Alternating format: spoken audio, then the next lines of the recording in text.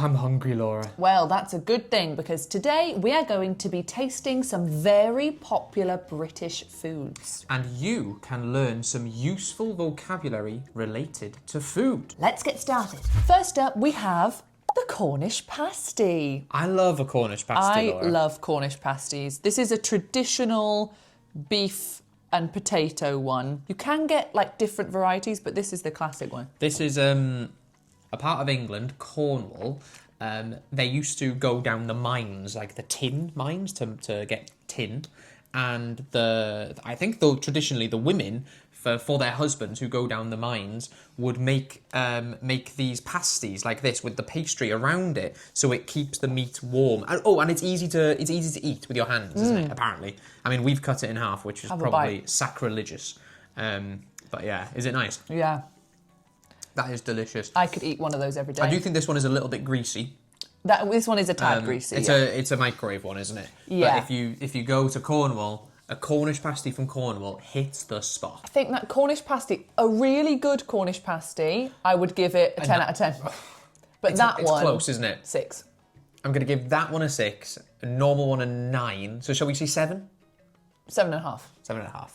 Next up, we have the classic sausage roll. A favourite of many people in Britain. Can be eaten hot or cold. This is a jumbo sausage roll. Jumbo. I've seen bigger than this. But where? So what it is it's sausage meat encased in like a flaky pastry, and probably the most famous sausage roll in this country comes from a place called Greggs. Yeah, bakery. It's a bakery that do really good sausage rolls. It's a chain bakery, isn't it? Yeah. I don't mind sausage rolls. I'm not in love with sausage rolls, you know. I think I don't like sausage rolls. You don't like sausage rolls? A lot of times when I've had... Hang on a minute, you bit it and you went, Right, one bite is fine. Every time I've had like a sausage roll and really, enjoyed one, I felt ill afterwards. I think it's the fatty pastry. I think my body doesn't like it. Pastry's not fatty? Well, it's got lots of butter in it and stuff. It's buttery. I'm going to give that a... 4 out of 10. It's not the worst food in the world, but I wouldn't choose it. I'm going to give it a 5. So shall we meet in the middle? What should we agree on? 4.5. 4.5. Have a look at this here. Inside is an egg. Scotch eggs. I don't love Scotch eggs, I'll be completely honest. Why not? I'm a bit funny about just eggs being wrapped there. in... It's egg. It's an egg. It's a boiled egg. Hard-boiled egg. See, the egg just fell out. This is, Laura, this is a cheap little Scotch egg you bought from the supermarket. Like an artisan Scotch egg. It's delicious, Laura. So it's egg wrapped in meat. Sausage meat. Wrapped in sausage meat, wrapped in breadcrumbs, essentially. That's all it is. But some places, they make masterful Scotch eggs. We used to live by a pub that made Scotch eggs, didn't we? Do you remember them? Those Scotch eggs? They were delicious. I understand why someone from another country would look at this and think, British people, what are they doing? Yeah. Because it feels like something that came out of wartime. This feels like something that... But again, maybe this is the same for different countries, but I feel like maybe a lot of British food is about preserving and taking things to work in the mines and all that kind of stuff. I'm giving Scotch eggs a 3 out of 10. I'm not a fan of Scotch eggs. I'll give a Scotch egg a 6. So shall we meet in the middle and say 4? Fine. Next up, we have the pork pie. It looks medieval, doesn't it? Like, that looks like a pie you would have when you're watching the jousting. Yeah. I'm genuine. I'm not joking out, Laura. I just got a bit emotional.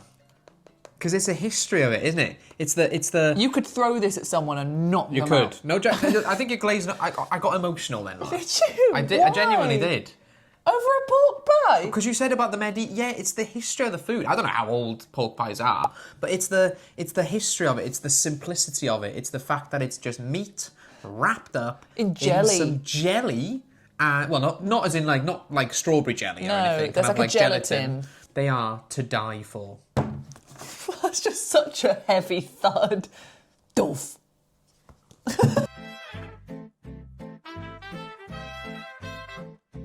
It's just a lot of meat in it. There's no airiness, there's no fluffiness, there's no kind of, light, airy. It's very much like, there's your meat, there's your pastry, go away. I've got to give a pork pie more than a Scotch egg, so I'm going to give a pork pie a 4. I'll give these an 8. An 8? Yeah, not these ones, but pork pies in general, yeah. Okay, so I give would. it a 6. This is a very British dish. Dish. Dish.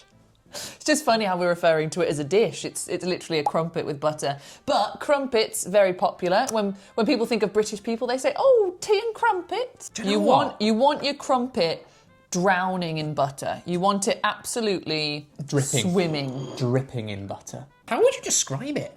It's a very strange texture. It's unlike. It's kind of like dumplingy, maybe.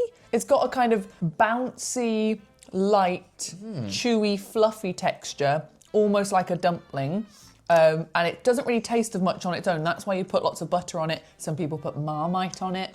Some people put chocolate spread, Nutella, I tell you what, jam. though, most of these foods so far I've been, I've been fawning over these foods. Some people do savoury crumpets. I'm against a savoury crumpet. What do you mean? I am anti. Some people would do that with cheese and ham on the top. Butter on a crumpet Yeah. with some raspberry jam. Do you know what? Not many things beat it. Maybe I shouldn't have done this video so hungry. Yeah, you are so hungry right now. I'm getting emotional thinking about it again. I'm going to give a crumpet an 8 because you can do so much with a crumpet. It's very versatile, so I'm going to give it an 8. I'll give it a 9. 8.5. 8.5. Moving on to some very British crisps. In the UK, we call them crisps, not chips. Monster Munch. I don't like these. You don't like these? No, I actually don't know. Oh, I get Monster Munch, man. These are so nice. Go on then. These are pickled onion flavour. And they're the shape of little feet. Monster feet. Well, mine's a bit of a deformed When I was a kid, you used to be able to put them on your fingers. Or like make this. a little monster. They're pickled onion flavour, which pickled onion is another popular British snack. If you go to some pubs, you'll see a big jar, and inside the jar is a bunch of little onions in vinegar, something, to preserve them. And what people do is they take the egg. Oh no, pickled eggs. Pickled eggs and onions. Okay, well, I'd say a pickled egg in a pub. You get the pickled eggs for like £1. You get it. And then you buy a packet of crisps, like ready salted crisps. You put the egg in the crisps, and then you like shake it so the egg falls apart in the I'm hearing how this must sound to people from like Italy, Japan, and we're there going. So you get your crisps, you get an egg, you put it in, shake it about. Have you rail?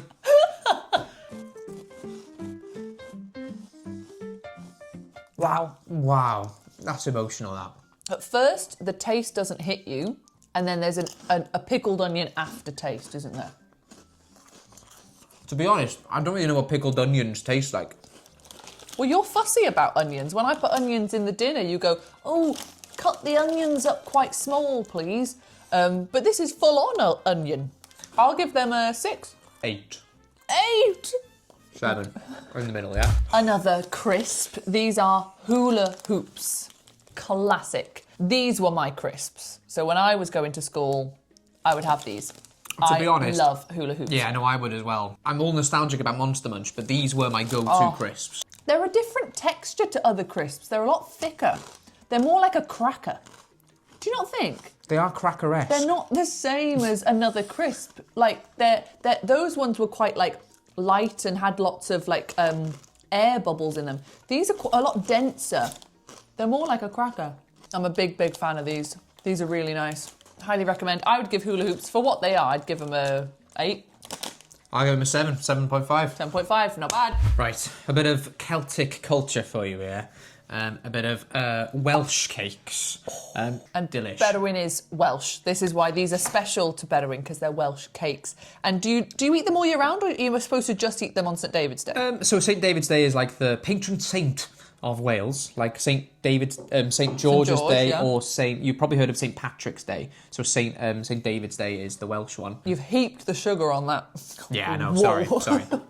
That's a hefty amount of sugar. I used to, and it's hot as well. Yes, So they're slightly spiced. So they have a little bit of Christmassy-ness about them, but they're just a really lovely, simple, like warm, cake with raisins in, bit of sugar on top. Really, really nice. Honestly. I'd never had a Welsh cake before meeting you, and now I love them. That, for me, is a 10 out of 10. I love Welsh cakes. I think they're yummy. 10 out of 10. Deg allan o ddeg. Okay, now on to my dad's favourite sweets. Yeah, I was going to say, your dad, when I think of wine gums, I think of your dad. They don't contain wine. Did they used to? Maybe. I think they're supposed to... The whole appeal of them is that they're supposed to be... Each one is a different wine flavour. Really? Yeah, so if you look at them... So, like, maybe not the green one, but I swear, like, they're little gummy sweets. I swear the red one is supposed to be, like, Merlot. No way. I swear it used to be. I mean... It probably isn't now. I mean, that would make sense why they call them... It's just a little gummy... I don't like gummies, you know. The flavour itself isn't bad. Like, if you just gave me that flavour, if I had a tea, that flavour or something, fine. But it's the chewiness. It's tough to eat. It gets stuck in your teeth. Don't eat these if you've got fake teeth. They won't last. Wine gums, a 2. Yeah, 2. 2. Sorry, wine gums. Now, no British snack taste test would be complete without something from Cadbury. Cadbury is the most popular chocolate brand in the UK. It's so good. And I've seen a lot of people who have only eaten chocolate in other countries, then they eat Cadbury's and they say, oh my goodness, this tastes amazing. I think they did just eat any British chocolate, to be honest, because we use milk in the chocolate. Yeah. So and real cocoa and things like that. Whereas I think in America particularly, I think they kind of imitate a lot of chocolate flavour. So when they eat Cadbury's chocolate in particular, they love it. But this is a crunchy, and it's got honeycomb inside. Oh! Look at that. Look at that. This is my favourite chocolate. Is it? I think, well, does that count as chocolate? Yeah. It's mostly nugget, isn't it? What is it? Honeycomb. Oh, I thought it was nugget. No, nougat is what you're thinking of. Nougat. It's French. So it's honeycomb encased in chocolate. You can even have, like, crunchy ice cream.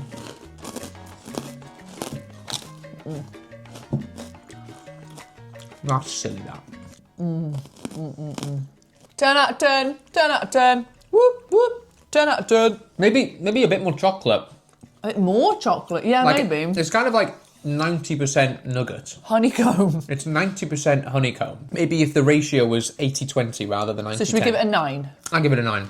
If you come to the UK, try Cadbury chocolate. There are so many different types. Something, as long as it's got the Cadbury logo on it, which I'll put here, look for that logo, try something. Now, these are probably one of my favourites. I love Maltesers. So they are just simple little chocolate balls, and inside they've got like a malt...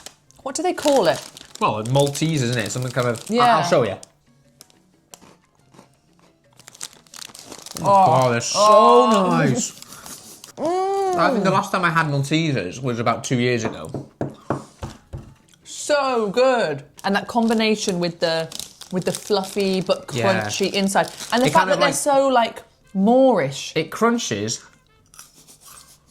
but then it's soft. And it dissolves. If you bite all the chocolate off and just put the centre in your mouth, it kind of dissolves into your mouth. It's so lovely. Maltesers, 10 for me. 10. So good. Yeah, I'd give that a 10. Oh my God! Now this one is, I think the chocolate that is on this is the chocolate around Maltesers. A Mars bar. Mars bar. It doesn't say bar on it, but you have to say a Mars bar. A Mars bar. No one says, can you get me a Mars? No, They say, no "Can one you get me a does. Mars bar?" And inside here is a nugget. Nougat. Nougat. Caramel, it's chocolate, and inside is caramel and nougat. Do you know what? I'd never tried these until I was about 16, I don't think. I think I was 16 when I tried these for the first time. Because it's quite intimidating looking. It looks kind of, when I was a kid, it looked like a very grown-up chocolate bar. Almost like it it would be dark chocolate. Yeah, just it doesn't look fun, like light blue or something. Oh, I think it's good quality. It is really nice. It's really nice. Yeah, I think you got to give try that an it. 8. I give it a 7.5. So let's give it a 7.75. Cool. Laura, we're moving on to some biscuits now. Biscuits and kind of things that you want to have a cup of tea with. So, I'm quite weird, as you know. And I think I can't have a biscuit without a cup of tea. I can't. Well, we've got a couple of things before we hit biscuit, but these are kind of similar kind of category. Cherry Bakewells. Or Bakewell tarts.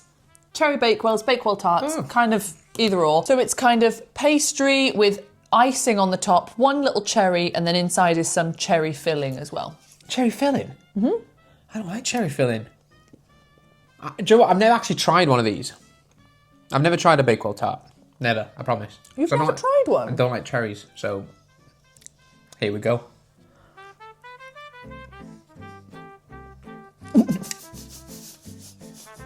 I like it. It's all coconutty. It's not, there's no coconut in it, so I don't know how they can be coconutty. Is it the marzipan you don't like? There is a marzipan taste to it as well, kind of almondy. It's quite almondy. It's a lot of icing. But no, they've not held up well. Because when I was younger, I used to like them, but they've not held up. No. I can live without these. If I never have another one in my life, I'll be okay. I don't want another one in my life. Okay. I'll give it a 4. I'll give it a 2. We have the Tunnocks tea cake. Now, yeah, again, I was talking about this in another video, actually, about how there's businesses in the UK that are, like, so old. So it says here, Tunnocks, which is this company, and they were established in 1897, apparently, 1890s. And you literally got a picture of, it says here, Tom Tunnock, the founder, outside his baker's shop. I don't know if you can see that there, for example. Now, a tea cake probably is making you think it's flavoured like tea. It's not. I think it's designed to be had with a cup of tea. All it is biscuit on the bottom, marshmallow, covered in chocolate. I'll bite into it and I'll show them. Is there jam in it? You can have jam. I don't like the jam ones. Like that. I've not had one of those in years. The marshmallow is so... soft. It's a lot wetter. It's a lot more moist than other marshmallows. It's more of like a marshmallow paste. Obviously, you can... So this kind of tea cake idea, I don't know if it's trademarked, but you can have them... Other companies do make something along the lines of a biscuit with marshmallow and chocolate. But just these ones are the best. The Tunnocks ones. These are the best ones. Really, really nice. I'm going to give that like a 9.5. I'll join you, 9.5. 9.5. So good. Well done, Scotland. Bez loves these next things. Jammy Dodgers. Oh. Now, this obviously is a biscuit. Do you dunk Jammy Dodgers in tea? I do. I dunk any biscuit. I dunk any biscuit. If you can, you dunk it. Oh, they've got such a fun design.